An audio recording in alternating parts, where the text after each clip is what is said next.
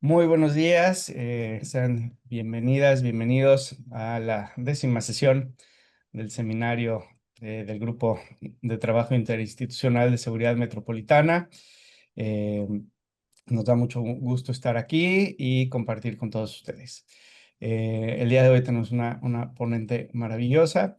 Muchísimas gracias por aceptar nuestra invitación y bueno, paso los micrófonos a la doctora Aurea Grijalva para que nos ayude a moderar. Muchas Muchísimas gracias y muy bienvenidos a todas. gracias, Fernando. Pues buenos días a todas y todos. Muchas gracias por acompañarnos en una sesión más de nuestro seminario permanente. Y pues el día de hoy tengo yo el placer y el honor de presentar a nuestra invitada, Lucía Fornelli, a quien, pues como ya dijo Fernando, agradecemos mucho por aceptar esta invitación. Y bueno, yo creo que va a ser muy interesante esta intervención en nuestro seminario, pensando sobre todo en este debate actual que hay en torno a cómo el uso de la seguridad perdón, de las herramientas tecnológicas puede potenciar la seguridad ciudadana, pero pues también cómo esto puede representar riesgos y conflictos de cara a la realización de otros derechos humanos. Entonces creo que es muy oportuno y es un debate muy actual. Entonces, pues de nuevo, gracias por aceptar nuestra invitación. Y bueno, yo antes de dar el uso a nuestra invitada me voy a permitir leer su semblanza curricular. Lucía Fornelli es actualmente CEO de Universal Security Channel Network, revista, que también es medio de apoyo de organismos nacionales e internacionales en temas de seguridad, así como de algunas embajadas, consejos ciudadanos y eventos públicos y privados en Latinoamérica. Es vicerrectora de la Universidad Lucía Botín en México, que es brazo solidario para las policías en Latinoamérica. Es licenciada en Administración de Recursos Humanos por el Tecnológico de Monterrey. Cuenta con diplomados diversos en liderazgo, gerencia integral de seguridad, administración, mediación, geoestrategia y gobernanza global, políticas públicas y gobernanza, escenarios de crisis, prevención de lavado de dinero y corrupción, compliance, vigilancia y control de delitos electorales, delitos tecnológicos y protección a personas. Actualmente está estudiando la segunda carrera, que es licenciatura en criminología, y cuenta con estudios de maestría en creación literaria y seguimiento de delitos tecnológicos. Es creadora de los Premios Nacionales de Seguridad y Emergencias, una entidad privada que elabora conjuntamente comandos de gobierno a nivel nacional, estudiando tecnologías inteligentes y temas diversos de seguridad pública y privada. En el gobierno municipal trabajó como gerente de recursos humanos y fue creadora del Instituto Municipal de Seguridad Pública en Ciudad Juárez, Chihuahua, como organismo desconcentrado. Fungió como directora de recursos humanos a nivel Latinoamérica en la industria farmacéutica en el área de agroquímicos con especialidad en sueldos, compensaciones y beneficios para México, Centroamérica y el Caribe. También trabajó como headhunter y reclutadora de talentos de alta especialidad en temas de investigación, base de datos y Big Data.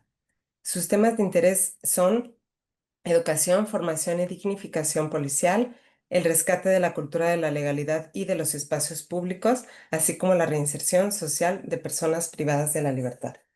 Así que, Lucía, adelante, por favor, pues te escuchamos. Gracias. Hola, muchas gracias, mucho gusto. Em, Les agradezco mucho la invitación. Yo me dedico, digo, te agradezco mucho la presentación. La realidad es que, pues, eso es trabajo de mucho tiempo y yo tengo una revista que está, mi página web la van a ver ustedes durante mi presentación y ahí pueden ver mi trabajo de hace 14 años para acá, bueno, más, 16 años para acá, en donde me he dedicado a estudiar casos de éxito y buenas prácticas en materia de seguridad, lo cual me ha permitido, pues, conocer las cosas que, sí, que se hacen bien, ¿no? Realmente a veces en México dedicamos mucho tiempo a observar las cosas que no funcionan o que están mal hechas o que no deben de ser. Sin embargo, hemos dado poca atención a lo que sí está resultando, a lo que está bien hecho, que hay mucho, porque la realidad es que la gente brillante tiene menos protagonismo, pero sin duda la gente especializada, sobre todo en temas de seguridad, es mucha y merecen toda nuestra atención. Entonces, pues yo quiero hablar un poquito de cultura de la legalidad, tecnologías inteligentes y seguridad colaborativa, que entiendo que es la manera en que nosotros debiéramos empezar a ver la seguridad. Quisiera compartir aquí pantalla. Ahí no sé si ya ustedes ya me están observando. Sí, ya se está viendo. La pantalla, ok. Entonces, si me permiten, voy a hacer esto un poquito más para acá. Y les voy a hablar un poquito de este tema, que la cultura de la legalidad implica muchas cosas. La cultura de la legalidad hay muchas formas de verla, no sé si me están observando y escuchando bien, pero básicamente implica tener una sociedad que simpatiza con cumplir la ley. Es necesario que cada quien haga su parte para poder construir una sociedad más justa y hay que aportar acciones concretas y trabajo de valor, porque la cultura de la legalidad nos regala a todos certeza y bienestar. Si todos empezamos a vivir adoptando hábitos de prevención, siendo proactivos, buscando el cómo sí, sin duda vamos a tener una mejor vida, porque cuando sabemos lo que tenemos que hacer, todos podemos hacerlo mejor y es algo que se contagia, ¿no? Las cosas bien hechas también se contagian. El gobierno siempre es el que se encarga de hacer cumplir la ley, pero se nos ha olvidado como sociedad que tenemos que buscar adoptar estilos de vida que busquen la medida del entendimiento de cada quien según sus circunstancias, según su educación, no infringir las reglas de sana convivencia. Los espacios públicos vienen siendo muy importantes para rescatar la cultura de la legalidad porque regalan bienestar común. Cuando convivimos los seres humanos de forma más inteligente, nos protegemos los unos a los otros y esto es algo que se ha logrado en los países más avanzados porque no es el poderío económico el que da certeza y bienestar, es la forma de comportamiento de los individuos que empieza a permear para poder regalar la certeza y el bienestar que nos hace falta a todos. Entonces, la educación es muy importante, la coordinación es muy importante para sumar, para lograr que el gobierno y la sociedad hagan equipo y mejorar el entorno de seguridad generando paz colectiva, ¿no?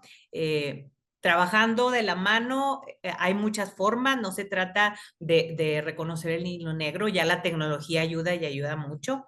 Tenemos que empezar a pensar en ser proactivos reconociendo todos nuestros potenciales peligros y tener una relación de observación con nuestro entorno para eliminar riesgos. Tenemos que conocer en dónde estamos y qué podemos hacer en dónde estamos. Educación, el rescate de valores, darle más importancia a la forma como en la familia estamos educando a nuestra primera infancia, es un tema importante. Hay que dejar de descalificar porque es muy común que a un niño lo asustamos diciéndole que le vamos a entregar al policía al niño, ¿no? O le voy a decir al policía para que te castigue. Y yo creo que hemos adoptado esa forma de, en vez de dignificar a nuestras autoridades, los denostamos, ¿no? Entonces, es muy importante que cambiemos un poquito la forma de cómo vemos nuestra sociedad y cómo la comunicamos a las nuevas generaciones. Necesitamos hacer todo lo necesario para convertirnos en protagonistas de nuestra propia seguridad, dejar de ser víctimas y ser guardianes del futuro de México y del mundo. Los buenos siempre seremos más infinitamente. La cultura de la legalidad y la prevención somos todos. Cuando yo hablo de que los buenos somos más, les voy a dar unas bases muy sólidas. No es una idea, es algo que está bien fundamentado.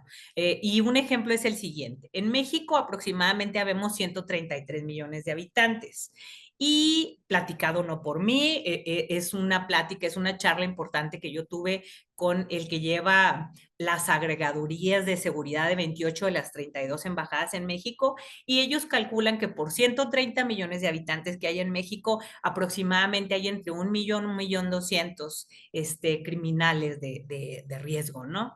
Entonces, de ese millón de criminales, que si ustedes lo comparan contra los 133 millones que somos, en realidad no debiera ser tan relevante como lo es en la actualidad. Aproximadamente el 20% son mentes verdaderamente irrescatables, o sea, ya los perdimos, es gente que es muy difícil que se reintegre a vivir una sociedad justa y colaborativa. Digo, ellos ya tienen otra lógica de pensamiento distinta y no van a dejar de ser lo que son, ¿no? Gente muy peligrosa. Sin embargo, el otro 20%, ese es un 20%, partiendo de que fueran 1 millón, digamos que sean 200,000.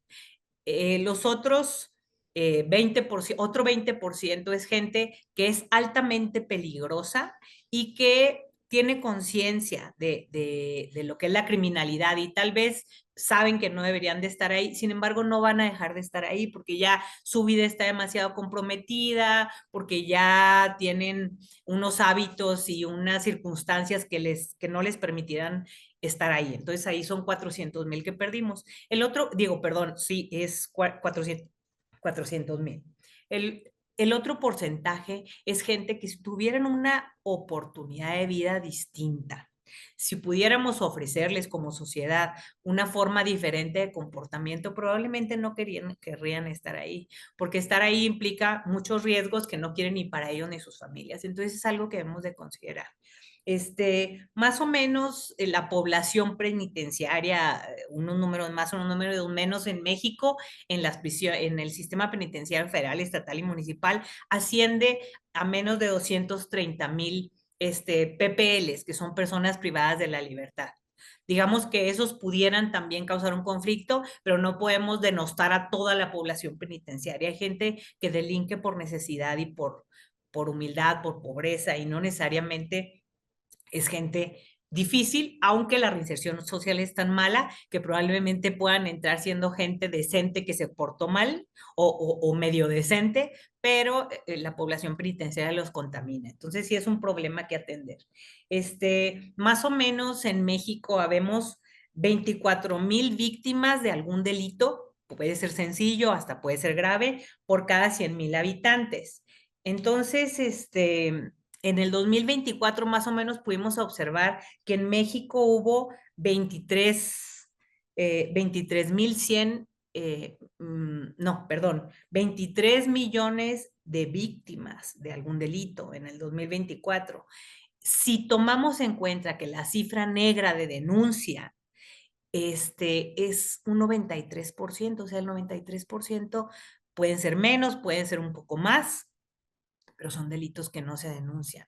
Entonces, la realidad es que vivimos una realidad que ni siquiera nosotros mismos conocemos.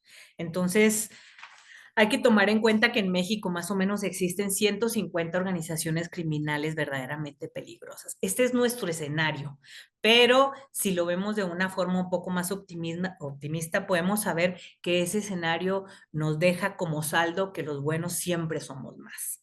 Y la verdad es que una sociedad organizada puede hacerle frente a muchas cosas malas. Lo que pasa es que no nos hemos organizado de forma seria. ¿Qué hacer? ¿Cómo apoyar el desarrollo de la cultura de la legalidad? Bueno, sin duda la educación, las actitudes de valor y la creación de entornos seguros, pues es algo muy importante que tenemos que resolver. Apostar por la mediación, identificar líderes en la comunidad con habilidades para resolver conflictos es muy importante. En México nos hemos conformado a una realidad que probablemente no sea la que queremos estar viendo. Sin embargo, tampoco estamos apuntalando a esas personas que de repente tienen esa intención de hacer cosas correctas. Entonces, si en nuestra comunidad empezamos a identificar líderes verdaderamente fuertes, yo creo que es obligación de todos que empecemos a apoyarlos. Hay que invertir tiempo, identificar y participar en esfuerzos o consejos ciudadanos, porque pues nada pasa si nosotros no hacemos que pase. Entonces, sí debemos de considerar todos para una vida mejor, empezar a invertirle tiempo y educación, identificar las malas prácticas. Sin embargo, Yo creo firmemente que hay que dejar de darle protagonismo a los malos y empezar a enfatizar muchísimo más en reconocer casos de éxito y buenas prácticas. O sea, cambiar el chip, que las personas que merezcan la pena sean nuestros protagonistas y no los otros. Digo, nunca podremos dejarlo de lado, pero siempre tenemos que empezar a pensar en la manera de dignificar a los buenos por convicción propia. Conocer nuestras obligaciones y nuestros derechos, prevención, anticipar, saber a dónde acudir cuando hay problemas es algo muy importante y no lo hacemos, lo comentamos, pero no lo hacemos. Entonces, la prevención, el manejo de crisis, tenemos que lograr hacerlo de forma cultural. Tenemos que lograr que la primera infancia siempre esté lo suficientemente educado como para saber qué hacer en caso de una crisis, una situación de emergencia, a dónde acudir, con quién hablar, dejarles por escrito en algún lugar visible de la casa algún escenario de crisis que pudieran ellos utilizar, ¿no? Y obviamente tenemos que aprender como familia, como comunidad, como sociedad a rechazar las malas prácticas y ayudar a que los servidores públicos hagan bien su trabajo. Ustedes se sorprenderían si yo les comentara que muchas veces la gente que nos atiende en la calle no tiene códigos de comportamiento que sean certeros, o sea, no están bien capacitados para saber ni cómo conducirse con los ciudadanos. Y ellos mismos, porque me ha tocado estar en academias de seguridad, son los primeros que agradecen alguna guía, algún lineamiento, alguna certificación en donde sepan cómo actuar. Entonces, hay que empezarnos a educar todos. Realmente es un tema importante. Para que un país sea más justo, más equitativo, hace falta voluntad, hace falta liderazgo, darse tiempo, hay que prevenir, hay que dignificar, hay que capitalizar todo lo que se hace bien y que sean como ejemplos que permeen los demás. Hay, cuando hablamos de un país más justo y equitativo, la sociedad tiene que hablar en muchas capas, tiene que actuar en muchos niveles. Por ejemplo, hay que educar con un propósito, hay que ser críticos, pero no desde la crítica malinformada y absurda. Crítica que tenga bases sólidas en donde podamos decir, está pasando esto, hay que hacer acciones para controlarlo, ¿no? Nuestra participación debe ser activa, involucrarnos en procesos democráticos, exigir transparencia, apoyar iniciativas positivas. La solidaridad debe ser en todos los días, o sea, debe ser una actitud en la que cambiemos el chip y digamos, a ver, hay que apoyar, hay que ser empáticos en lo cotidiano, hay que ver las grandes diferencias que tenemos y buscar cómo, porque todos desde nuestra trinchera siempre podremos hacer algo definitivamente. Hay que apoyar a las políticas públicas que sean inclusivas, que favorezcan a los a los sectores vulnerables y hay que exigir que se haga con eficacia y justicia. La cultura del respeto y la diversidad, fomentar una sociedad que valore diferencias y construya desde ellas y no a pesar de ellas. Les voy a poner un ejemplo. Yucatán. Yucatán es un estado que siempre ha estado a la vanguardia en temas de tecnología y de control de la sociedad en temas de seguridad. Yucatán, el líder del tema de tecnología en Yucatán, se dedicó a estudiar cómo poder lograr que las personas con capacidades diferentes pudieran acceder a los servicios de atención a emergencia, como el 911, por ejemplo, un sordomudo o, por ejemplo, un ciego, cómo podría estar incluido como todos los demás con el mismo derecho de reportar cualquier emergencia, ¿no? Entonces hizo un viaje en donde se dedicó a ver en el mundo qué hacían los países más desarrollados para poder lograrlo. Y en su viaje encontró que era necesario invertir mucho dinero que el gobierno no tenía. Entonces, tuvieron que ser creativos y al ser creativos empezaron a hacer lazos con los organismos que representan a los sordomudos, a los ciegos, a la gente con discapacidad para motriz, etcétera, etcétera. Y entonces dieron cuenta que entre ellos ya tienen organización y empezaron a buscar liderazgos, a sumar números de teléfono, a sumar números de personas que conviven con estas personas y que los ayudan en caso de emergencia. Entonces, ¿qué pasa? De repente había una base de datos inteligente que se podría programar por un software para que cuando entrara una llamada de atención de emergencias de esta sociedad que tiene más vulnerabilidades, luego pudieran identificarlos y que desde que entrara un auxilio, un pedimento de auxilio, ya tuvieran ellos identificado el lugar muy probable donde pudiera estar, o sea, geolocalización.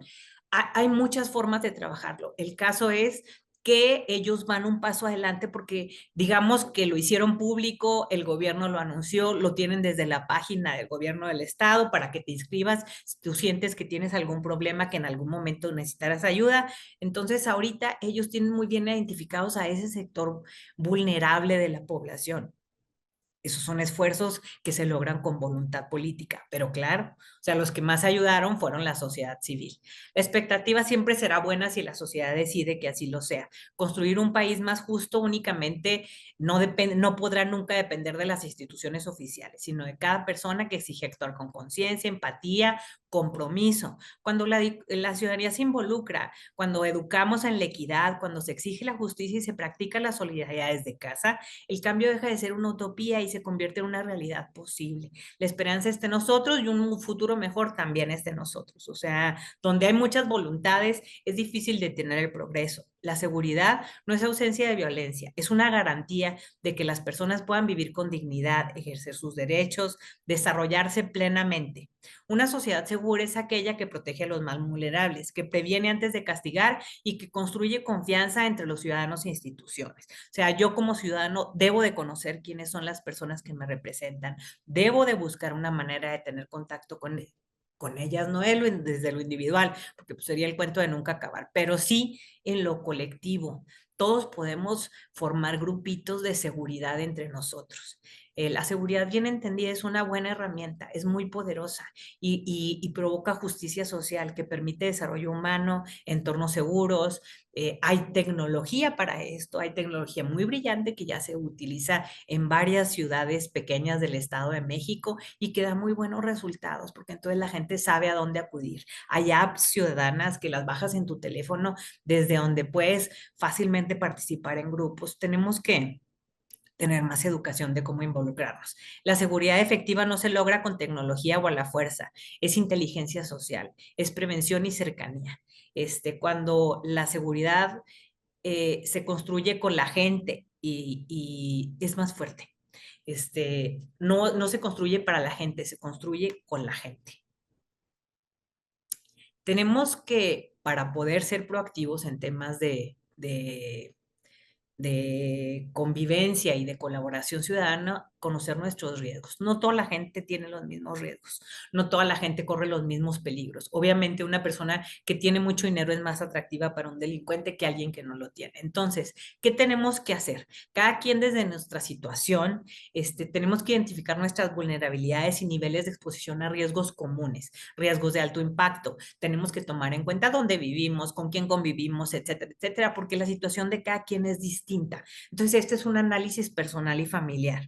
Tenemos que tener una perspectiva situacional y desarrollar una visión que logre una reducción sustancial de las posibilidades de ser victimizado. Ahí es donde yo digo que cada quien somos protagonistas de nuestra propia seguridad. Tenemos que permanecer siempre alertas, vigilar nuestro entorno. Hay más información de la que vemos. Si yo les compartiera que todas las personas que han sido secuestradas, por lo menos un 80 y tantos % antes de ser vulnerados, ellos ya habían visto algunas personas y ya habían sentido algunos de los riesgos a los que estaban expuestos. Lo que pasa es que no les pusieron atención.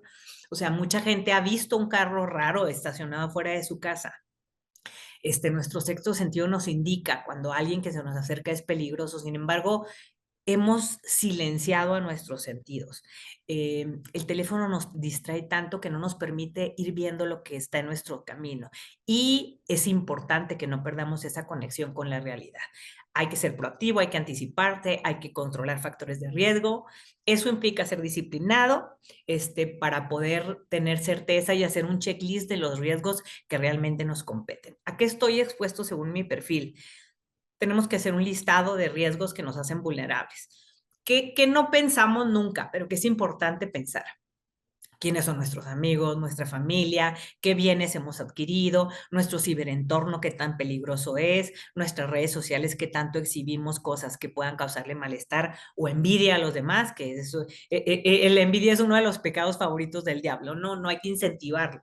Hay que identificar enemigos potenciales que tuviéramos, rencillas viejas, herencias, personas que conocen nuestras vulnerabilidades, compañeros conflictivos, hay que conocer a las amistades de nuestra familia, nuestros hermanos, nuestros hijos, con quién conviven, conversar en familia, qué se debe de platicar y qué no, para no causarnos conflictos innecesarios.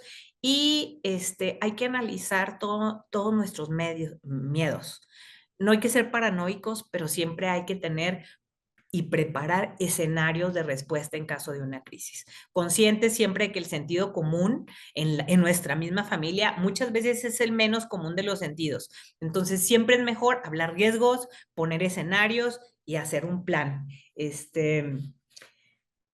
Bueno, este tema es muy importante. Tenemos que nosotros saber que a más dinero, pues más riesgo, a más poder, pues hay más riesgo, a más, a más exposición mediática hay más riesgo. Hay que pensar siempre en la gente que trabaja con nosotros y que se entera de todos nuestros detalles, porque en gran porcentaje muchos de los riesgos que corren las familias es por la gente que entra en su casa y que convive con ellos. Entonces, pues bueno, este tema es importante. Las buenas prácticas hay que motivarlas en la escuela, en el trabajo, en nuestras formas de divertirnos y también en la etapa de la vida en la que estamos, porque no corre el mismo riesgo un niño que un anciano. Por ejemplo, una ama de casa que se le ocurre ir al súper con niños y con un anciano, pues no sabría qué hacer en caso de emergencia, porque o cuida al niño o cuida al anciano, o si lleva 3 niños, pues protegerá a uno, pero y los otros 2, o sea, tenemos que prever escenarios, tenemos que pensar en nuestra situación, y saber siempre que la mayoría de los delincuentes, a menos que tengan una motivación personal muy directa, no te buscan a ti, buscan una oportunidad de tener un beneficio tuyo o de cualquier otra persona. Si nosotros reducimos la oportunidad de un delincuente, vamos a reducir la posibilidad de ser victimizado, porque va a voltear a otro lado, o sea, va a buscar siempre al más débil, al más vulnerable. Hay que crear códigos de seguridad entre nosotros. Si te hablan y no dicen y no te saben responder una palabra, si tú tienes un color, que vas a preguntar si alguien te está amenazando, o sea, que tu familia sepa cómo actuar. Hay que hacer una cartilla de seguridad familiar, hay que hablar con los vecinos, hay que ver estrategias de reacción, que hay mucha tecnología en las ciudades que estamos subutilizando y es un tema que voy a tocar más adelante. O sea, hay muchas cosas que ya están ahí para servirnos a nosotros, pero que no las estamos tomando en cuenta, ni siquiera las conocemos. Hay que hacer una revisión de qué es lo que hacemos como métodos de prevención en nuestro hogar, cajas de valores, si tenemos armas, si tenemos pólizas de seguro, si conocemos a nuestros vecinos, si podemos comunicarnos con ellos. En nuestra casa bien valdría la pena revisar y cuidar todos los puntos vulnerables que tengamos, porque ahí reducimos la oportunidad de ser nosotros las siguientes víctimas. Las puertas si están seguras, las ventanas si pueden ser vulneradas, la entrada, las bardas, las rejas, la luz, y hay que también crear un plan de acción en donde en alguna crisis catastrófica, un siniestro, sepamos todos a dónde ir, qué hacer, cuál va a ser nuestra habitación segura, en dónde sería un punto de reunión para la familia. La seguridad en la calle es muy importante, nos distraemos mucho, vuelvo al teléfono, nos hace vulnerables. Todos tendríamos que tener esa necesidad de darnos cuenta de que no podemos distraernos cuando andamos en la calle, porque pues bueno, ahí somos potenciales víctimas muy fáciles. La seguridad en el trabajo, cuando manejamos dinero, también tenemos un riesgo alto, porque pues así es, ¿no? El dinero es atractivo para todo el mundo y pues bueno, si es nuestra responsabilidad, tendremos que pensar en situaciones de riesgo, ¿no?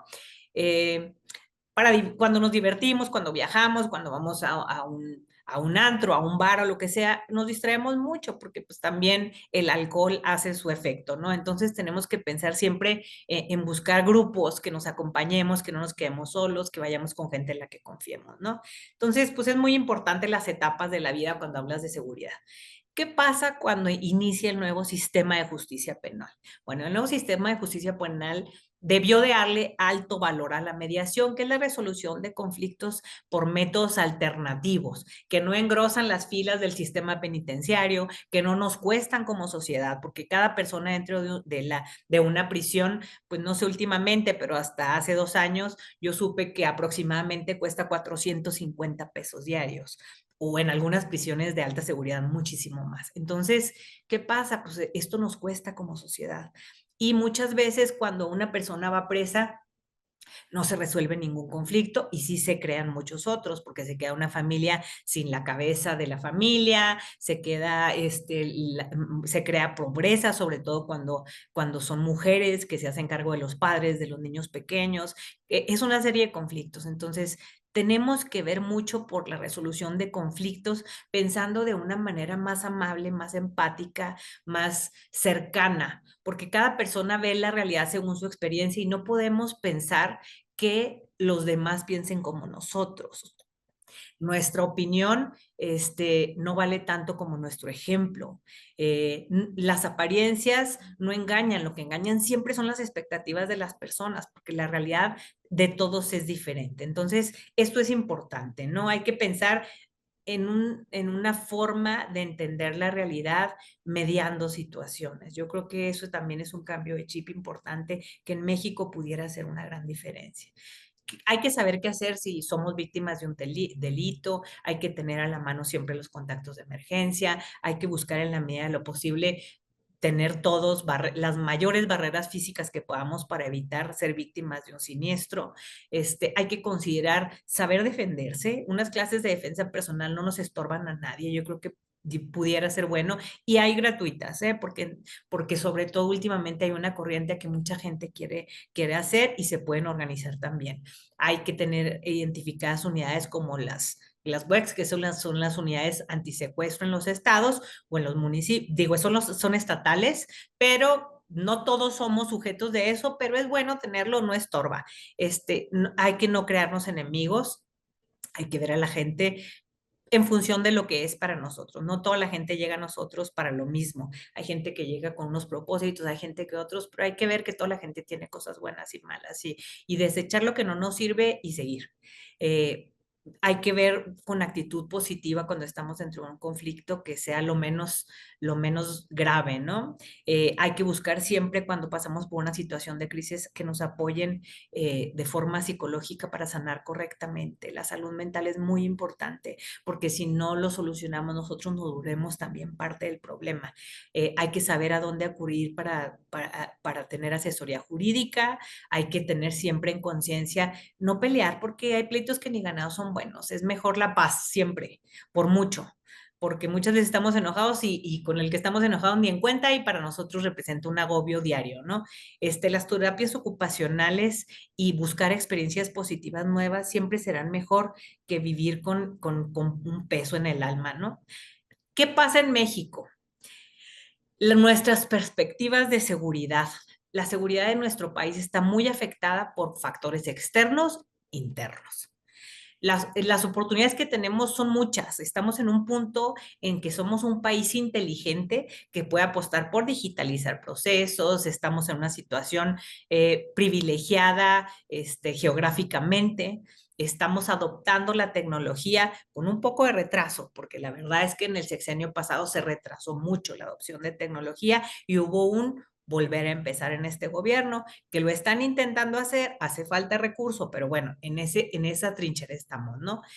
Tenemos muchos privilegios que otros países no tienen, entonces yo creo que eso nos hace un poco más fuertes. ¿Cuáles son nuestros retos? Pues la infraestructura, que está también con un retraso enorme, la educación especializada, es muy importante que todos pongamos ya una seriedad en eso, y la gobernanza regulatoria, o sea, el gobierno está para ayudar.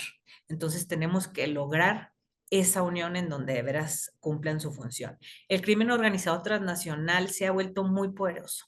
Entonces ya no hay barreras entre países. La geopolítica y la gobernanza global ya son un tema muy importante. Entonces lo que pasa en China nos afecta aquí.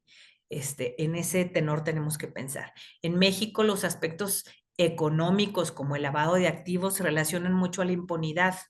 Hay crecimiento de algunas economías que llaman mucho la atención. Por ejemplo, en época de crisis donde la gente busca no gastar en muchas cosas, se gasta en blindaje, se gasta mucho.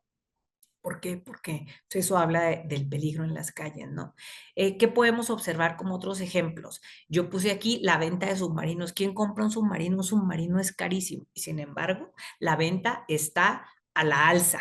Es un lujo, pero el crimen organizado ya encontró muchas maneras de poder hacer muchas cosas y cada vez son más hábiles. Ellos sí están invirtiendo en tecnología. El uso de drones es una tendencia importante porque la guerra está migrando al uso de drones y hay drones terrestres, hay drones marinos, hay drones aéreos, pero ya la nueva movilidad táctica para todos los criminales y también para las fuerzas del orden está migrando hacia la industria aeroespacial. Esto es un tema muy de vanguardia, es un tema, hace poco estuve yo en un congreso de los centros de atención a emergencias en donde vi de hace 2 años para acá un avance muy significativo en las posibilidades de los drones. Hay unos drones que antes eran como más pues de bienestar, de cosas así como de moda, que eran como unos perritos tácticos. Ahorita eso ya migró y esos que yo les llamo perritos tácticos, pero que son drones terrestres con movilidad, ya son capaces de manejar armas largas. Entonces, es muy importante que no desestimemos que el avance en la tecnología sucede, lo querramos o no, y tenemos que adaptarnos. ¿Qué pasa con la salud mental? El ciberacoso, la trata de personas, los delitos cibernéticos, todo está a la alza y la salud mental se está viendo muy afectada. En la revista se publicó un artículo que habla de la salud mental de los que manejan drones en los centros de mando de guerra. Entonces, hay una persona manejando un dron que lo está viendo como si fuera un videojuego. El dron está allá afuera, esta persona está en una salita muy mona, con aire acondicionado, muy cómodo, y la realidad es que como si estuviera jugando, puede lanzar una bomba. ¿Qué pasa cuando cae la realidad? Cuando se da cuenta del desastre que hubo allá afuera que él propició. Se está afectando mucho la salud mental de las personas que parece un juego hasta que les cae la realidad y entonces se vuelve un tema de personas sumamente capacitadas pero con la mente afectada por las decisiones que se toman, ¿no? Las tecnologías en crecimiento son muy importantes en México. Se ha gastado cantidades enormes para hacer centros de mandos que les llaman C4, C5, C5I, bueno, han inventado muchos nombres, ¿no? A mí se me hace muy chistoso eso porque la realidad es que un C4 es un nombre genérico que se creó de centros de comando, comunicación, centros de comando, control y comunicaciones. Entonces, ¿por qué se llamó C4? Porque el gobierno de Estados Unidos decidió que en caso de una crisis catastrófica, el mando, en vez de que fuera de los gobiernos, se cedía a los centros de mando. Entonces, ese es un nombre, todo lo demás es marketing. Si le dice 6.5, se les dice serie, se les dice C2. Cada quien le suma letras o números, depende de la tecnología, porque el C5I pues es un centro inteligente, digamos, esa es la I. La realidad es que no hay una reglamentación, no hay un ISO, no hay una certificación que diga cuando eres C5, C4, eso es fantasía.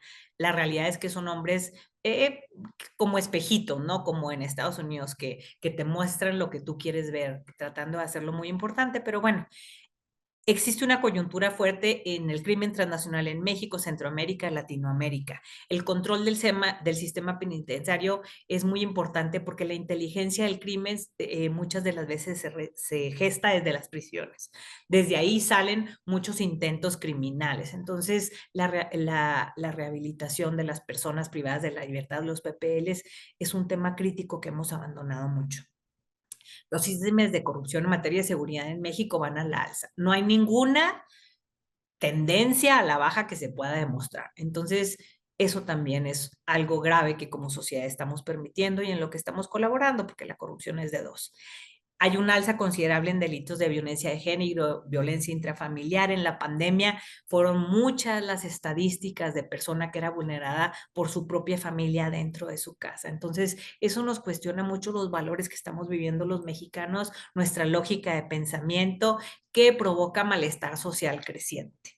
La única fuerza legítima siempre será la del Estado, pero se nos ha olvidado y no podemos forzar ninguna lógica de pensamiento que indique que el Estado eduque. El Estado no da sentido de pertenencia ni seguridad a un ser humano. El Estado no da certeza de protección, de amor que genera paz en los individuos. Eso nos corresponde como familias, como sociedad, y haría una gran diferencia. Hablemos de la perspectiva holística de la inteligencia artificial, las amenazas y tendencias sobre nuestra soberanía de datos, de información. Yo no sé cómo voy en tiempo, si me quieren decir algo, si estoy bien, cómo consideras, perdón. Adelante, Lucía. Okay. No tenemos límite fijo, así que adelante, por favor. Gracias. La inteligencia artificial no es nueva, viene desde 1957 y antes como ahora era análisis de datos. Hoy le llaman machine learning, que es alimentar datos para obtener datos. O sea, la palabra inteligencia artificial pues también es marketing. La inteligencia es humana, punto. Pero el tema con la inteligencia artificial es que alucina. O sea, una vez cada 172,000 bots se puede generar un error y se puede llevar un capital de una sociedad de inversión, se puede llevar fondos de pensionados, se puede entender amenazas y tendencias en la soberanía de los datos porque no se pongan límites que sean ligados a la inteligencia artificial. O sea, la inteligencia artificial es algo que tenemos que alimentar, pero también tenemos que controlar. Nos estamos haciendo adictos a la dopamina como si fuera heroína. La gente scrollea en el teléfono todo el tiempo buscando likes, buscando esa sensación que te da el bienestar inmediato que nos está empujando a dejar de pensar.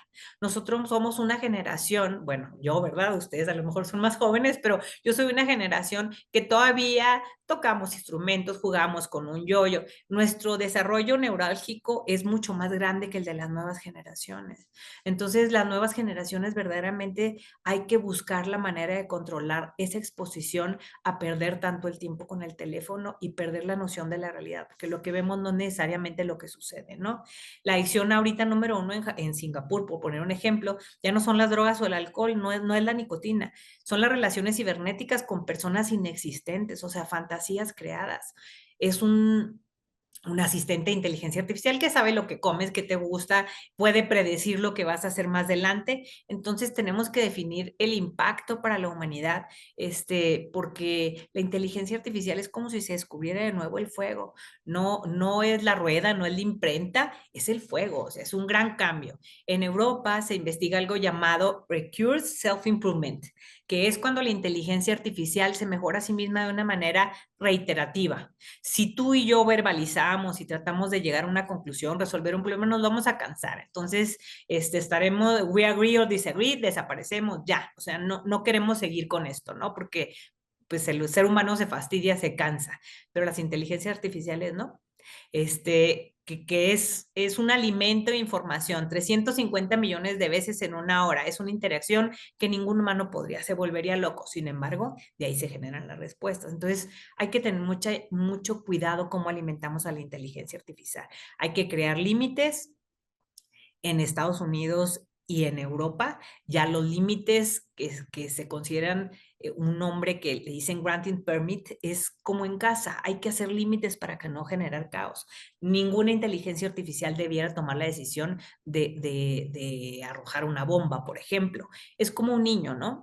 A un niño en tu casa, si lo educas bien, si le pones límites, si tiene consecuencias, pues se portará bien.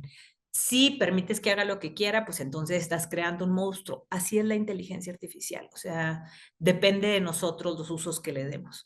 México ahorita tiene muchas oportunidades.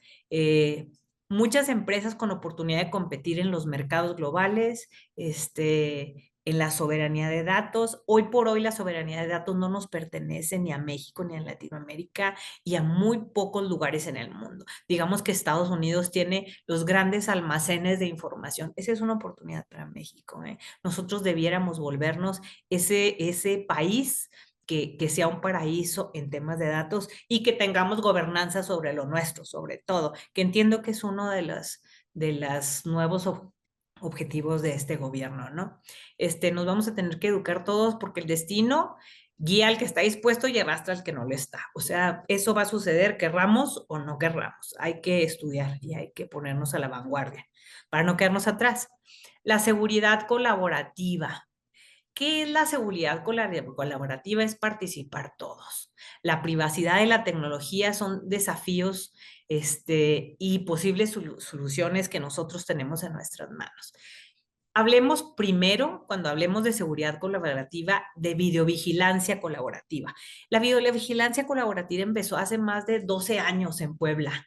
Es donde el gobierno se puso de acuerdo con los OXXOs, con los bancos, con las empresas que tenían ya cámaras y infraestructura instalada de vigilancia y la sumó a la capacidad de los centros de mando que vigilaban la ciudad. Entonces, de repente, si tú habías pagado por 3,000 cámaras, podías tener 12,000, que alguien ya había invertido por ti, que ya habían pagado, que lo que tenías que firmar era un convenio donde puedan ser utilizadas y hacer alianzas, y funcionó muy bien. ¿Qué pasa que no se ha seguido haciendo a nivel nacional? No lo sé. Yo entiendo y visito muchos centros de mando que la capacidad instalada que estamos utilizando de los centros de mando está muy desperdiciada. Y está muy desperdiciada porque no estamos utilizándola al 100% de su capacidad. Y ya no digamos 100%, o sea, no la estamos utilizando en muchos de los casos ni el 40%. ¿Por qué? Porque no se renuevan las licencias de los softwares, porque un operario en un centro de mando que no está bien capacitado tiene 20 foquitos que puede accionar, pero sabe cómo utilizar 2. Entonces utiliza esos 2 y los otros 8 los apaga. Es una realidad muy triste, pero es una realidad muy tangible en nuestro país. O sea, nuestra capacitación para los usuarios de las tecnologías en México ha dejado mucho que desear. Y también la utilización de las tecnologías en México, se han creado elefantes blancos en donde no se utilizan al 100% de la capacidad. Entonces, eso es importante retomarlo, es importante pensarlo, y hay que incluir también a personas con capacidades diferentes, que eso se logra con voluntad política. ¿Por qué? Porque las personas con capacidades diferentes desarrollan también habilidades que nadie desarrollamos. O sea, por ejemplo, una persona que no puede ver el sistema auditivo lo desarrolla de una manera impresionante. Una persona que no puede escuchar o hablar, el análisis que hace mediante la visión es impresionante comparado con los demás. Entonces, para manejar estos lugares de respuesta a atención a emergencias, están resultando ser los mejores. Voy a poner un ejemplo de algo que vi que para mí fue impresionante en Chihuahua. Hace muchos años, cuando yo era muy joven, fui a visitar una maquiladora, que era una maquiladora que tenía 3,000 empleados. Y yo entré a las oficinas, que era un cuadro rodeado de vidrio blindado, en donde veías toda la producción y toda la gente trabajando en la planta. Y yo veía que toda la gente accionaba mucho con las manos. Entonces yo decía, ¿se están peleando o qué? Como que no entendía qué era lo que estaba pasando. Y pregunto y me dice, no, es que en el proceso de fabricación industrial de esta planta que fabricaba las cabezas de las bombas que van en la punta de los aviones, el proceso de producción es muy ruidoso. Entonces la gente se queda sorda si trabaja en este proceso de producción. ¿Qué hicieron ellos? Contrataron a puros sordomudos. Entonces lo que yo veía era lenguaje de señas, toda la gente estaba platicando. Para mí fue un ejemplo de civilidad y dignificación impresionante, que para ellos les funcionaba tan bien, que estoy hablando ya hace muchos años, no quiero decir cuántos porque sería como estar ventaneando mi edad, pero la realidad es que es un ejemplo impresionante de inclusión asertiva. Es fundamental que empecemos a considerar el factor cultural. La tecnología ya afecta nuestras vidas, las tecnologías y la inteligencia artificial nos dan capacidad de analizar muchos comportamientos, pero también la inteligencia artificial está de alguna manera almacenando nuestros datos y pudiendo predecir lo que nosotros vayamos a hacer. Entonces, que la inteligencia artificial caiga en las manos equivocadas puede ser muy peligroso para los seres humanos. La nueva generación de investigaciones sobre privacidad no se preocupa únicamente por el dato, sino también por el impacto que tienen los datos en los procesos automatizados. Por eso saben qué vendernos, por eso saben qué información ponernos enfrente, ¿no? Tenemos que tener ese criterio bien desarrollado y muy crítico de qué es lo que damos de información nuestra. Es importante encontrar puntos de equilibrio para estar mejor protegidos sin obstaculizar el desarrollo, obviamente. El modelo colaborativo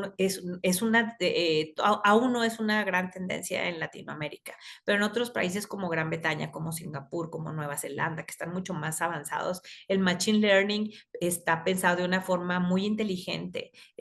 Volvemos a lo mismo, es como educar a un niño, no como educarte en tu casa. Yo hablo de Machine Learning porque realmente la inteligencia artificial, eso es. Inteligencia artificial es un nombre genérico, es un nombre de marketing.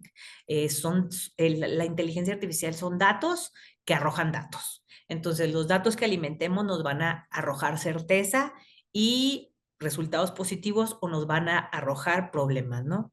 El gobierno, las personas, las empresas, son las que generan confianza y ese eslabón por eslabón, participando todos, es como la vida digital acelerada nos va a permitir estar sensibles, ser actores correctos de una sociedad civil en donde usemos la inteligencia artificial como una herramienta positiva para todo, ¿no? Y nunca hay que olvidar que cuando nos involucramos en temas de ciberseguridad, tenemos que buscar guardas de protección y hay unas guardas que son muy positivas, que son los factores de doble autenticación.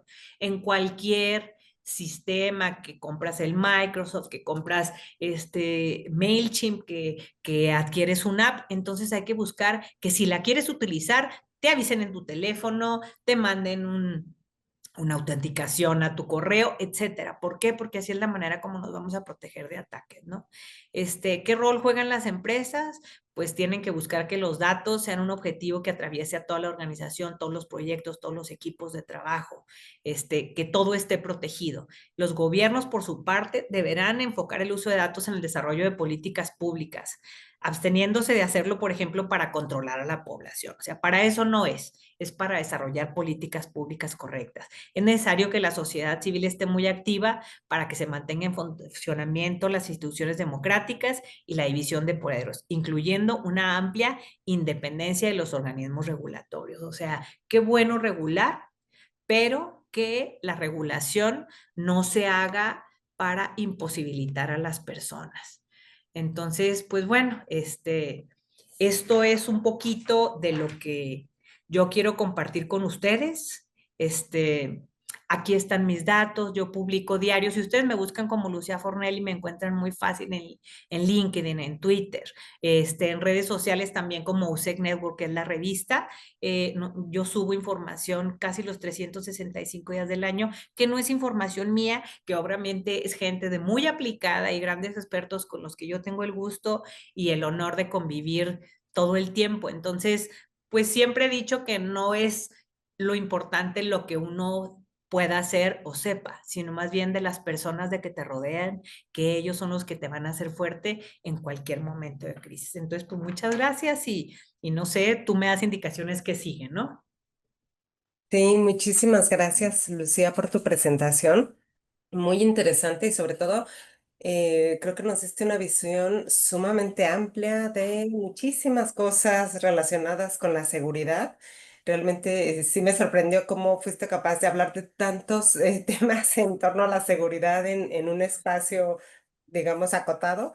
Pero bueno, creo que es un reflejo precisamente de la complejidad de hablar de seguridad, ¿no? Que creo que es algo que todos aquí sabemos y compartimos, ¿no? Los que estamos presentes en este grupo y en este seminario. Entonces, bueno, pues ahorita lo que sigue es abrir el espacio para el diálogo, para las reflexiones, para las preguntas, respuestas de todos los que están aquí presentes.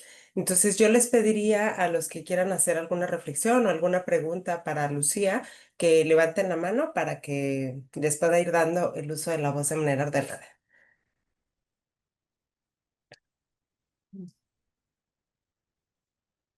Adelante, Fernando, por favor. Muchísimas gracias, Lucía. Formidable, tocaste una variedad de temas de una forma, aparte, muy correcta, por decirlo, ¿no? O sea, tenía una línea narrativa muy buena. Entonces, muchísimas felicidades, muchísimas gracias. Eh, cuando estabas tocando los temas de autoprotección, de todas las medidas que tenemos que tomar los ciudadanos, de repente me quedé pensando, son como cosas que hacemos o intentamos hacer todos, pero que lo hacemos de una forma desestructurada y sin mucho conocimiento.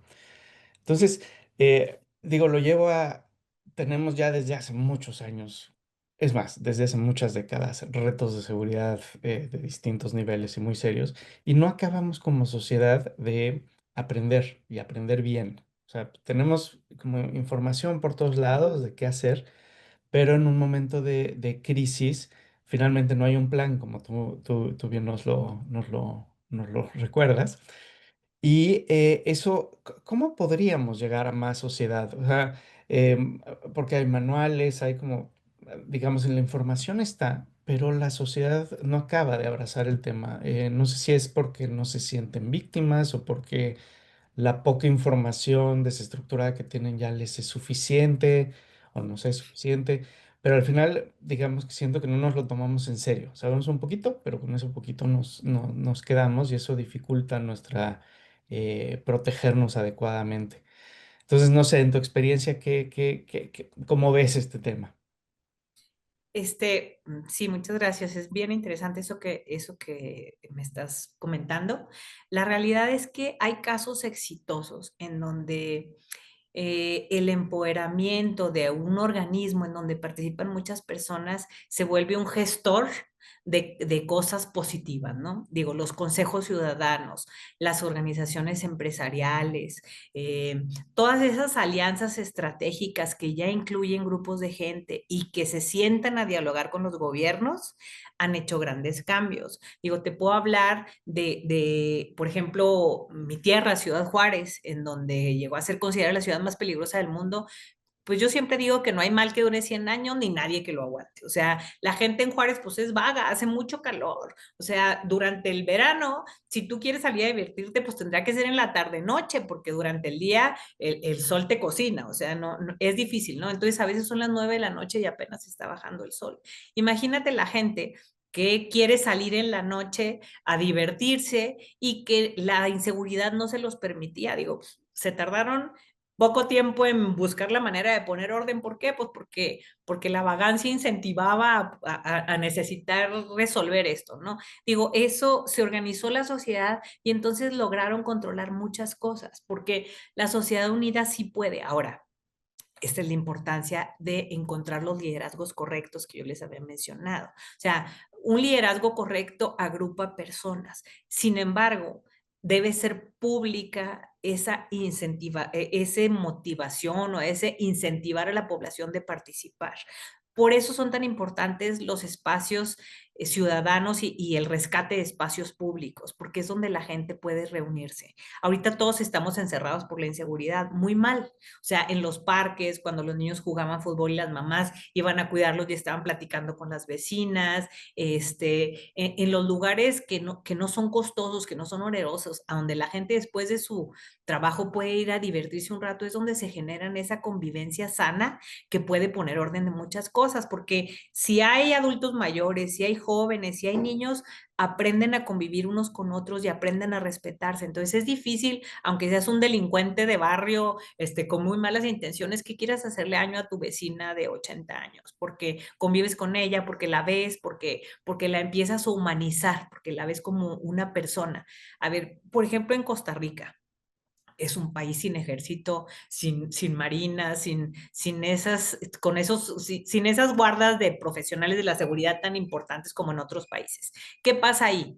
En las escuelas llevan educación vial para los niños, en donde el niño en su bicicleta le ponen un alto, le ponen un semáforo, le ponen unos conos para decir por dónde no puedes pasar. Y el niño en el kinder aprende a respetar la vialidad y las instrucciones de tránsito. ¿Qué pasa cuando el niño va a su casa? Pues entonces el papá se pasa el alto y le dice, no, papá, pues ¿cómo? Si ahí está el alto y te lo pasaste. O sea, el niño empieza a educar a los papás y eso pareciera que no es importante, pero en 10 años hizo un cambio en la seguridad en Costa Rica de manera muy importante. En los cantones, como le llaman ellos, que son poblaciones de menos de 250,000 habitantes, que están pegados a San José, que es la capital en Costa Rica, la educación vial se volvió una prioridad a partir de que empiezan a llevarles a los niños a la escuela este tipo de información. Entonces, son esfuerzos que sí podemos hacer. Sin duda hay que organizarnos. Sin duda el gobierno tiene que incentivar esto,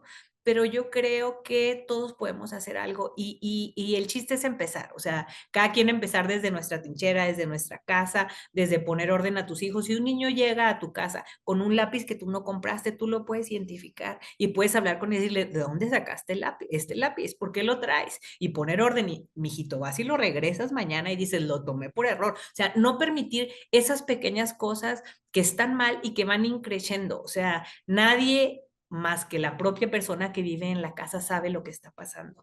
Y no puedes hacerte de la vista gorda y no puedes tolerar cosas que, aunque parezcan pequeñas, son el inicio de cosas más grandes. Entonces, no es un cambio que se pueda lograr de un día para otro. Probablemente lleve una década, pero es una década en que si todos nos proponemos empezar a trabajar este tema, lo podemos lograr haciendo esfuerzos que en un principio parecerán aislados, pero que en base a los resultados se van a ir integrando a otros esfuerzos, porque a nadie nos conviene estar mal. Incluso los mismos delincuentes, si ustedes estudian su historia, protegen a sus familias, no quieren que tampoco ellos corran riesgos. Por eso a veces ellos se portan mal en un lado y las familias viven en otro, porque no quieren arriesgarlos. O sea, la bondad del ser humano, porque todos tenemos cosas buenas y malas, es proteger a la gente que amas y toda la gente tiene un amor, una novia, una madre, un hijo. Siempre tienes algo que proteger. Entonces, yo creo que ni a las mismas gentes que rompen la ley y el orden les conviene una sociedad desorganizada y que represente un riesgo para todos los demás. Entonces, Muchas, pues sí, hay mucho trabajo por hacer, es importante hacerlo y yo creo que hay gente muy buena. Yo convivo con gente que en verdad hace esfuerzos. El tema de mediación, es un tema tan importante y hay mucha gente muy formada para mediación, que ahorita muchos de ellos se quedaron sin trabajo con el cambio que hicieron de los jueces y todo. Yo creo que esa gente pueden ser líderes destacables para empezar a revisar este tema, ¿eh? Porque ahorita pues igual y los dejaron sin trabajo y yo creo que ellos tienen mucha información y mucha educación muy valiosa para empezar a gestar un movimiento de cultura de la legalidad a nivel nacional. muchas gracias, Lucía.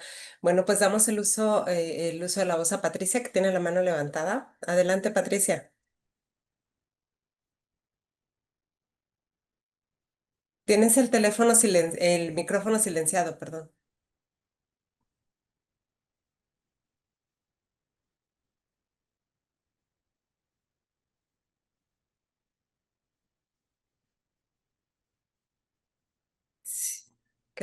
Ya, Sí, me ya, disculpo, perdón. no podía. Ante todo, felicitaciones, Lucía. Como siempre, creo que la cantidad de información que tú manejas es extraordinaria porque has estado expuesta a todos los diferentes niveles y tipos y propuestas en temas de seguridad que pueden haber. Entonces, yo te agradezco el que lo compartas porque además lo haces en una forma muy elocuente y muy simple. Creo de esto rescato al temas muy importantes. Fernando comentó, existen manuales. Creo que el problema de los manuales es que son manuales demasiado complicados, demasiado eh, mal dirigidos y que solo tiene cierto muy pequeño grupo de la sociedad acceso a esos manuales. No existen manuales realmente simples, sencillos, que aborden tema por tema en una forma simple, en una forma en que en 3, 5, 7 pasos te digan qué hacer en caso de ser testigo de un desastre, de un hecho delictivo, de un momento en donde la seguridad se vea un poco amenazada. Entonces, los manuales que existen a un nivel muy técnico y creo que se tiene que bajar el nivel de esos manuales. Creo que el tema de los manuales es importantísimo y sobre todo con los niños y en temas de seguridad o con las familias. El que tengan un manual en forma de cuento en donde les expliquen qué hacer, sería maravilloso, porque entonces los niños entienden qué pasa, qué pueden hacer ese momento y la cultura de los niños aprenden con la repetición. Si ese cuento se lo cuentas, te lo van a pedir 10 noches, 20 noches, 30 noches, algo va a quedar en ellos. Entonces creo que el tema de los manuales es bien importante. Creo que el tema de la educación, como dice Lucía, el ejemplo que pusiste de Costa Rica es extraordinario. Creo que nuestro sistema de enseñanza, nuestro programa de educación tiene que cambiar. Tiene que regresar a lo que era antes, donde se llevaban materias como ética, como civismo, donde desde niños aprendamos que pertenecemos a un grupo y que ese grupo, eh, todos tenemos un rol importante, no nada más pertenecer, tenemos una responsabilidad y un compromiso. Y si ese sistema educativo cambiara en el sentido de los valores, todo el mundo va a aprender a sumar, a restar, a multiplicar, las reglas básicas de ortografía, me explico, lo básico de geografía, hacer el sistema educativo vigente creo que es muy importante. Y lo que más rescato de esta plática que dijiste fue algo que me sonó extraordinario. La seguridad no es la ausencia de la violencia, no es la ausencia del conflicto. La seguridad es saber que cuentas con instituciones o con leyes o con personas que en el momento pueden contenerte y pueden darte esa sensación de pertenecer a un grupo que te va a ayudar, te va a proteger o te va a dar las herramientas para que resuelvas el problema.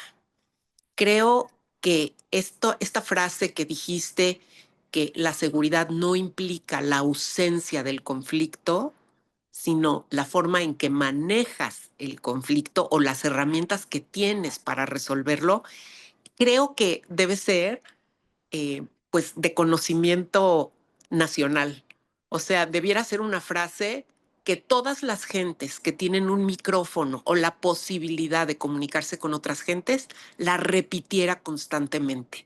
Porque entonces vemos a nuestros políticos o estas gentes responsables de la seguridad pararse frente al micrófono solo a darnos cifras, haciéndonos creer que eso implica que ya hay mejor seguridad.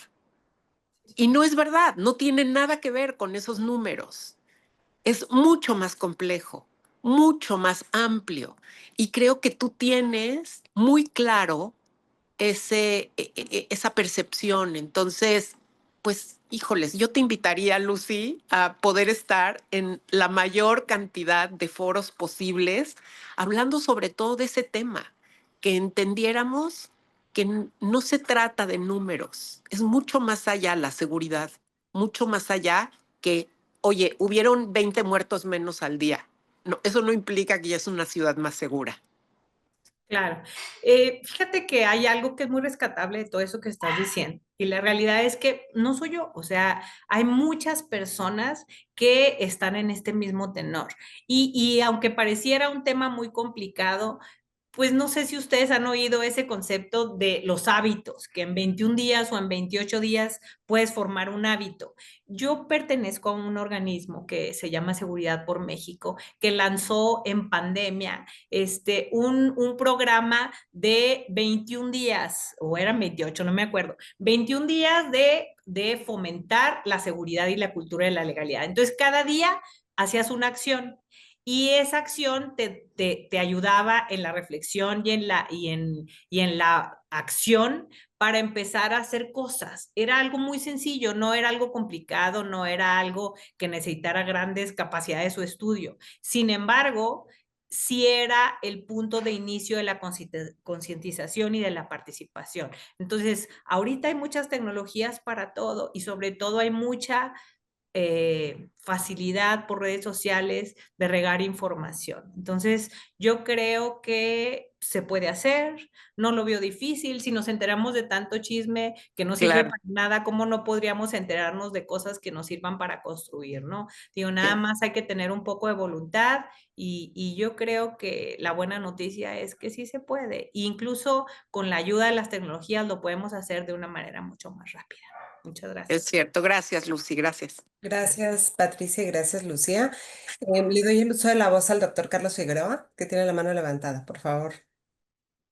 ¿Qué tal? Buenos días. Antes que nada, siempre es muy interesante escuchar todo este tipo de cosas entre que si la percepción, si los datitos y demás, pero a mí siempre me genera la duda de, o sea, la inteligencia artificial, drones, bla, bla, pero a nosotros como investigadores y a la sociedad, ¿para qué le sirve, no? O sea, mucho del problema de los datos que nosotros tenemos de los delitos es que no son delitos puntuales, no nos dicen exactamente dónde suceden, la hora, si es que nos dicen que tienen que ir a la fiscalía, pero no está coordinado el C4 municipal, que es el que atiende los datos versus el que recibe en la fiscalía. Ahí se pierde mucha información. Y para nosotros poder implementar cosas que tengan que ver con la inteligencia artificial, principalmente modelos basados en agentes, crear algoritmos y todo ese tipo de cosas, necesitamos información. Y ahora con todo lo que ha pasado con las cuestiones de transparencia y demás, mi pregunta sería, ¿qué es lo que podemos hacer nosotros? ¿No? O sea, porque yo sé, o sea, yo he visto, hay bases de datos donde te dicen exactamente dónde sucedió, la geolocalización, te dicen características del delincuente, si lo detuvieron, características de la persona que le pasó algo, si le robaron, qué le robaron, bla, bla, horarios, etcétera, etcétera. Y ese tipo de cosas son muy, muy relevantes.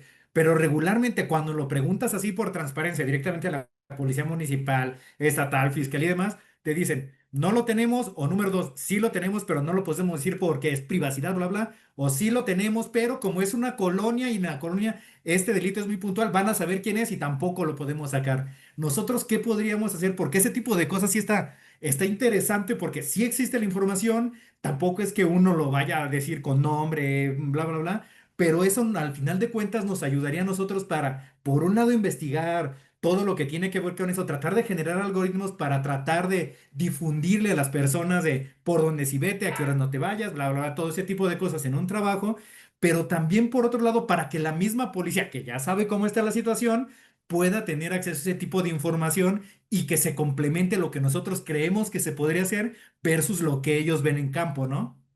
Claro.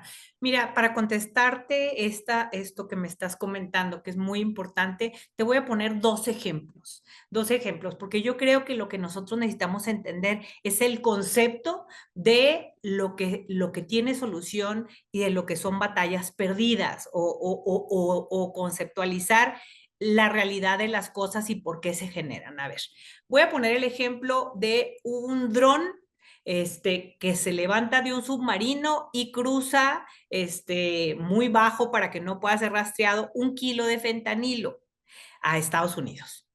El submarino llega hasta donde más se puede acercar y luego de ahí despega el droncito y entrega 1 kilo de fentanilo. 1 kilo de fentanilo equivale a una ganancia de $20 millones. Si tú cargaras en una mochila 25 kilos de fentanilo que se puede en una backpack y que a lo mejor lo lleva una señorita estadounidense, güera, hermosa, que habla perfecto inglés y que a lo mejor no es de las que van a revisar más porque no parece un migrante. Entonces, con esa mochila tú podrías, a lo mejor una ciudad media de 500,000 habitantes, hacer que falleciera la mayoría de ellos. O sea, imagínate la ganancia y lo que representa eso. Eso es lo que no hemos entendido. O sea, la guerra por las cosas cuando generan unas utilidades tan grandes es una guerra que tenemos que pensar de manera distinta.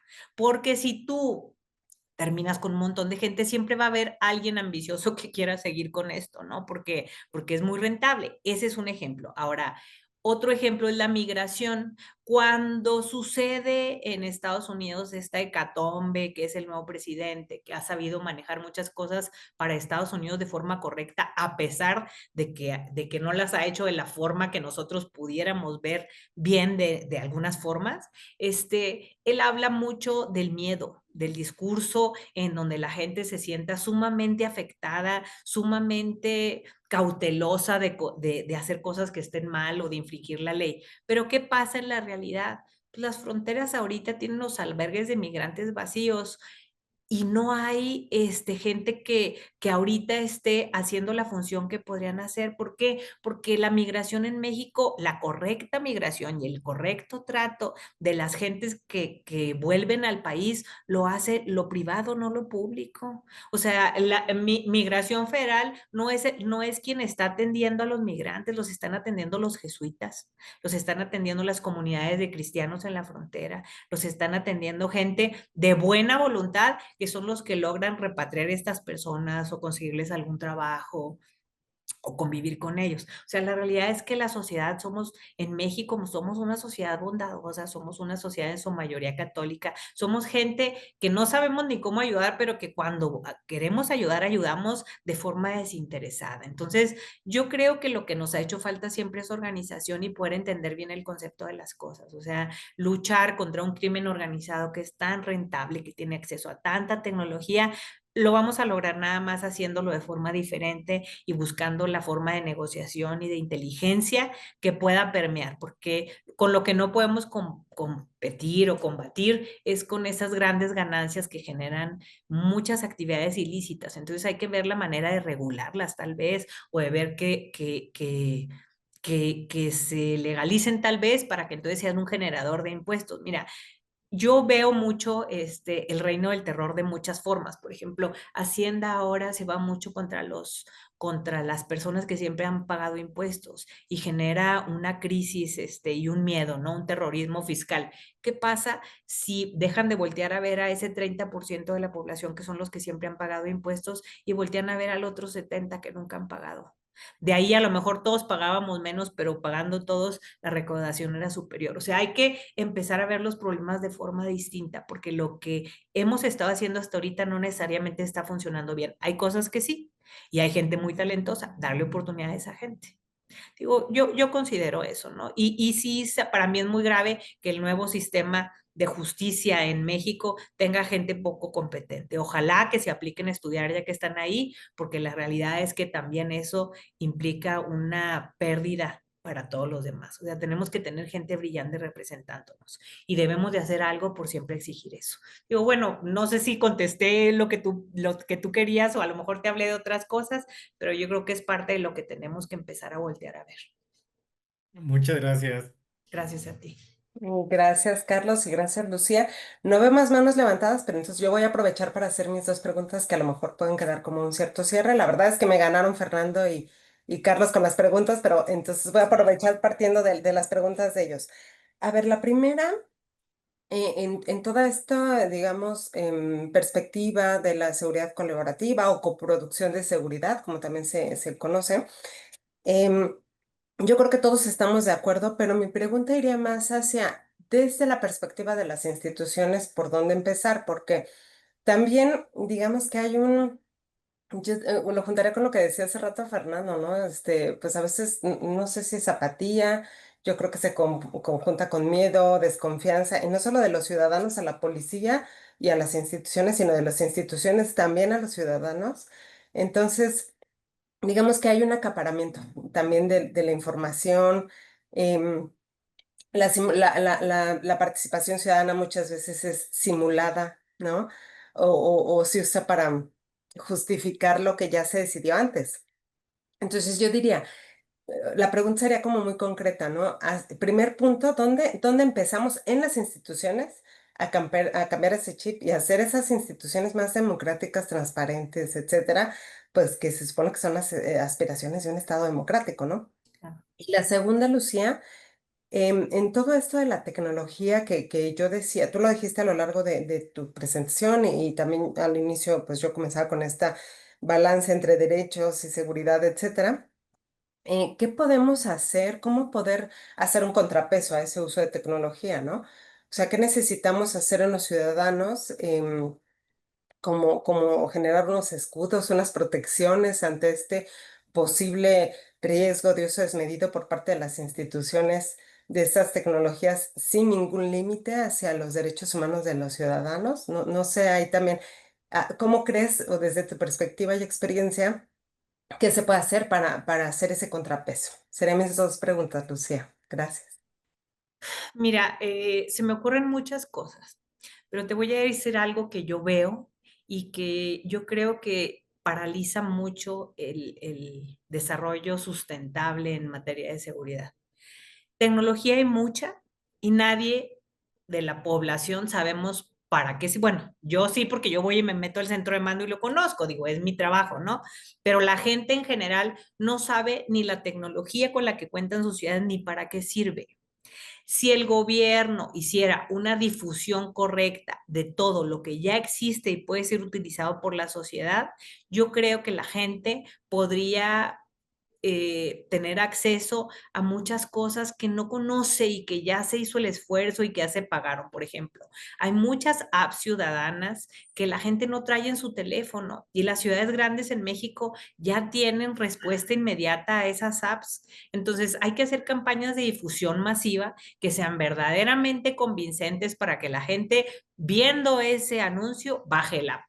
Y que lo utilice, porque también todo eso genera información y datos, y también generarían que a falta de denuncias ciudadanas se conozca la información por el uso de las aplicaciones. Mira, hay un ejemplo que es un ejemplo muy claro para mí, que qué pasa cuando simplificas los procesos para la gente.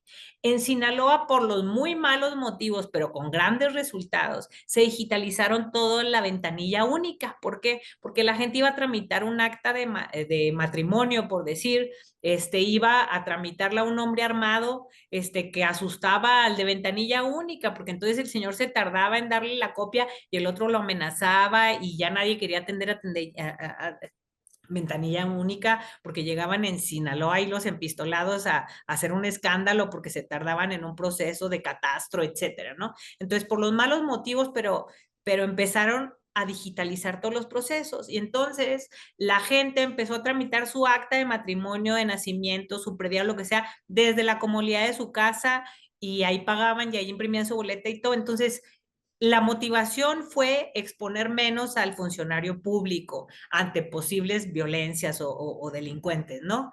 Pero, ¿cuál fue el resultado? El resultado fue que la recaudación para el ayuntamiento y para el Estado en general, porque ya digitalizaron todos sus procesos, se incrementó en un 780%. Entonces, de repente, el gobierno tenía mucho más dinero para tecnología y obra pública. No era el fin principal, pero fue el resultado secundario. Y yo creo que esas cosas son formas de analizar la realidad que tenemos que entender. O sea, todos queremos sentirnos protegidos, nadie queremos tener problemas. Entonces, facilitarle la información y la confianza al ciudadano va a ayudar a que participe en muchas cosas. Y yo creo que ahorita hay un despertar que puede ser puede generar iniciativas positivas. Entonces, pues hay que sumarnos. Yo creo que tenemos que empezar a localizar qué sí podemos hacer y cada quien desde nuestra trinchera, por humilde que sea o sencilla o lo que sea, podemos empezar desde educando a nuestros niños. Desde ahí se inicia todo. Entonces, pues el chiste es concientizar que todos tenemos que tomar acción. Y yo creo que una vez que todos decidamos tomar acción, empezaremos a informarnos de qué hay a nuestro alrededor. La tecnología es mucha. Hay tecnologías que de veras no se están utilizando, hay que utilizarlas. Y yo creo que si el gobierno empieza a rendir cuentas de en qué invierte, pues también el ciudadano empieza a enterarse de qué puede hacer uso, de qué tecnologías. Entonces, pues todo es empezar a girar la rueda, ¿no? Y yo creo que ya llegamos a un momento en el que todos estamos muy cansados de tener problemas que no deberíamos de tener. Entonces, pues empezar y verlo de forma distinta y tomar acciones. Muy bien, Lucía, pues muchísimas gracias. De Gracias. nuevo, te agradecemos mucho tu participación en este foro, es muy valioso para nosotros y Gracias. también por dar respuesta a todas nuestras inquietudes, nuestras preguntas. También gracias a todos los que estuvieron presentes, a quienes contribuyeron con sus preguntas y su participación para enriquecer este diálogo. Y pues yo le doy el uso de la voz a nuestro coordinador, a Fernando Jiménez, para que haga el cierre de la sesión. Pues Gracias. muchísimas gracias, Lucía, muchísimas gracias a todos los que nos acompañaron. Y pues nos vemos en un mes en la ya penúltima sesión va a ser del año. Ya se acabó, ahora sí. Y entonces, bueno, pues muchísimas gracias y que tengan muy buen día.